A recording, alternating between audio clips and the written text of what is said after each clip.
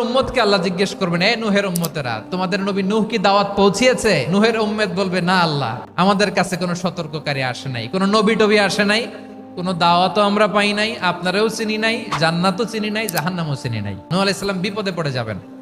তখন আল্লাহ বলবেন, নূহ তুমি বললা পৌঁছিয়েছো, তোমার উম্মত বলে কিছু পায় নাই। নূহ তোমার কি কোনো সাক্ষী আছে? নূহ আলাইহিস সালাম বলবেন, আছে। কে?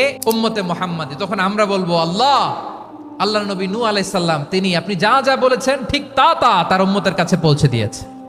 এবার নূহের উম্মতের সাথে আমাদের ঝগড়া লাগবে। তারা বলবে, তোমরা আসছো আমাদের হাজার হাজার বছর পরে, তোমরা কি করে জানলা? তোমাদের সাক্ষী ধর্তব্য হবে না? আমরা বলবো, আমাদের কোরআনে তোমাদের নবীর কথা আল্লাহ আমাদেরকে জানিয়েছেন, দিন রাত এক করে তোমাদের কাছে তিনি দাওয়াত পৌঁছেছেন। তোমরা কানের মধ্যে হাত দিয়ে রাখতা, চেহারাটা কাপড় দিয়ে ঢেকে রাখতা, আল্লাহর নবী নূহকে পিটিয়ে ছালা দিয়ে পেঁচিয়ে তোমরা পাহাড়ে রেখে আসতা, সব আমরা জানি।